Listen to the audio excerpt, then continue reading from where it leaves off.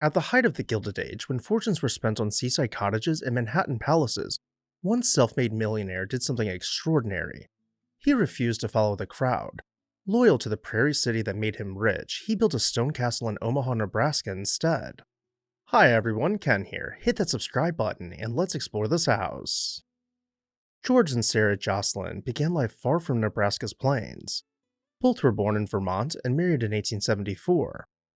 Like many young Americans after the Transcontinental Railroad was completed, they headed west seeking opportunity. The couple first moved to Canada, and then to Des Moines, Iowa, where George took a modest job unloading railroad freight cars for a publishing firm. This company produced ready-print sheets, pre-printed pages of news and features that small-town newspapers could use to supplement local content. George's talents quickly showed. Within a year, he was offered a promotion to manage a new branch office in Omaha, Nebraska. The Joslyns relocated to Omaha, a young city brimming with opportunity, and it proved to be fortuitous. Once in Omaha, George seized the moment. The branch office grew under his leadership and was soon reorganized as the Western Newspaper Union. Ambitious and forward-thinking, George steadily acquired stock in the company, and by 1890 he had gained a controlling interest and became WNU's president. Over the next 2 decades, he transformed WNU into a nationwide publishing empire. At the time of his passing, WNU was the largest newspaper service organization in the world, operating printing plants in 32 cities, multiple plate-making foundries, paper warehouses, and even its own paper mills. But that's getting a bit ahead. By 1916, George was reputed to be the wealthiest man in Nebraska, sometimes dubbed Western America's first major media mogul for his domination of the auxiliary printing trade. The Joslyns also made a conscious decision to keep their wealth right where they made it. When colleagues urged George to relocate his headquarters to a bigger eastern city, he refused, famously saying that his money was made in Omaha and it would be spent in Omaha. Backing up again, by the turn of the 20th century, the Joslyns were a true power couple, wealthy, influential, yet known for their civic-minded values. It was around this time that they began planning a home that would reflect their success and serve as a center for both grand entertaining and good works. In 1893, George purchased a 5.5-acre tract of land on the outskirts of Omaha. They started by landscaping the grounds immediately, even though the house itself would not be built for years. Omaha's nascent Gold Coast neighborhood was the preferred address of the city's affluent, and here, the Joslyns envisioned a residence unlike any other in the region. Over the next decade, the couple poured their imagination and resources into creating their dream home. In 1902, construction of the house itself began in earnest. The Joslyns commissioned a talented local architect, John MacDonald, to design the mansion. MacDonald drew up plans for a residence that would resemble a stately old-world castle. The mansion, officially christened Lyndhurst, but forever known as Joslyn Castle, is a showcase of Gilded Age elegance and eccentricity. MacDonald employed the Scottish baronial revival style, a romantic form of Gothic revival architecture, to give the house a timeless, aristocratic aura. Hallmarks of this style visible on Joslyn Castle include crow-step gables, battlement-style crenellations along the roofline, and whimsical turrets sprouting from its corners. The choice of a castle-like design was likely influenced by a few sources. In his youth, he knew of Railroad Baron J. Gould's Gothic manor, Lyndhurst, and the Joslyns later attended events at Chicago magnate Potter Palmer's own urban castle in the 1890s. As nouveau riche Americans of the Gilded Age, they understood that nothing stood established quite like a mansion styled after a centuries-old castle.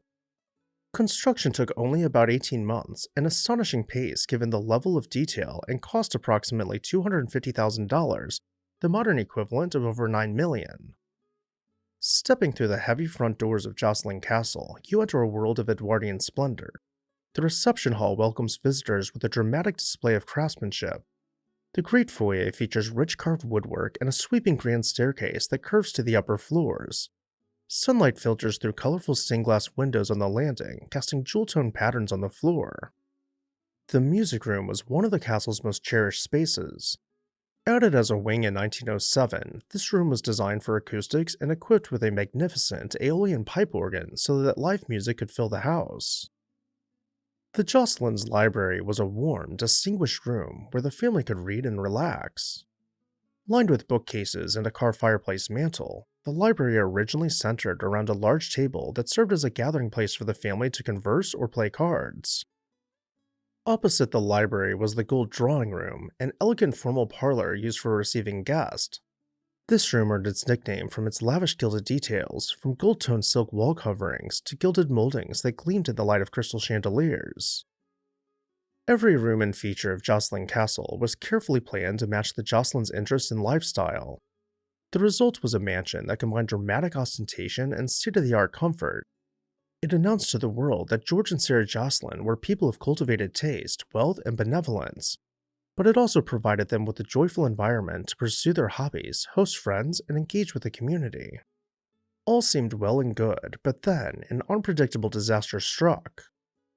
Nature's fury tested the estate in March of 1913 when a massive tornado tore through Omaha, one of the worst storms in the city's history. The Joslyn's home sat near the tornado's path.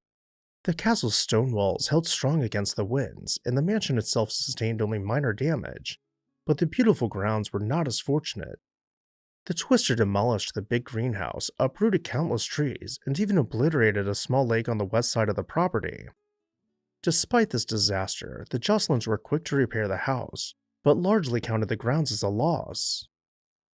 Just a few years later, in 1916, George passed away at the age of 68, leaving Sarah as one of Nebraska's richest widows. Over the next decade, she became even more active in philanthropy. In the late 1920s, Sarah embarked on an ambitious project to create a cultural institution in George's memory. She funded and oversaw the construction of the Joslyn Memorial, a grand arts and music hall that would eventually become the Joslyn Art Museum. She started the project in 1931, just as the Great Depression was raging through the humble city, pouring $3 million into the build and keeping countless workers employed. In 1940, Sarah Joslyn passed away peacefully at home in the castle at the age of 88. Omaha mourned the loss of its grand benefactress, flags were lowered to half-staff, and tributes poured in, praising her as someone who had truly loved Omaha. For a few years, the castle sat mostly empty, and the expense of maintaining it worried city leaders. There was even talk that Joslyn Castle might be demolished, a shocking possibility, but with no private buyer to afford its upkeep, the threat was real. Thankfully, the story took a different turn. The Joslyn Memorial Society, entrusted by Sarah to find a good use for the castle, helped arrange for the property to serve the public rather than be destroyed. In 1944, just 4 years after Sarah's passing, Joslyn Castle became the official headquarters of the Omaha Public School District. For the next 45 years, hundreds of Omaha educators and administrators worked daily in Joslyn Castle's rooms, which were adapted into offices, meeting spaces, and storage. Omaha Public Schools had outgrown the castle and moved to a larger modern building. Joslyn Castle's future was once again uncertain for a short while. The property reverted to the state of Nebraska, which took possession in order to protect the landmark from private neglect. In the 1990s, the castle housed a nonprofit organization which used it as offices, and they took on some stewardship duties as well. Finally, in 2010, a dedicated nonprofit group, the Joslyn Castle Trust, purchased the castle and its grounds from the state to preserve it and open it to the public. This marked the start of a new chapter. Joslyn Castle transformed into a historic house museum and event venue, just as George and Sarah likely would have wanted.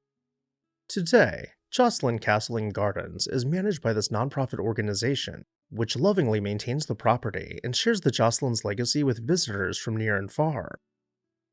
And with that, I'll turn it over to you. What did you think about Joslyn Castle? Let me know down below in the comments section. My goal for this year is to reach 1 million subscribers. If you are among the 1 to 2 million monthly viewers of this channel who are not subscribed, what are you waiting for? Hit that subscribe button and let's reach this goal together. As always, thank you all for watching, and I'll see you next time on This House.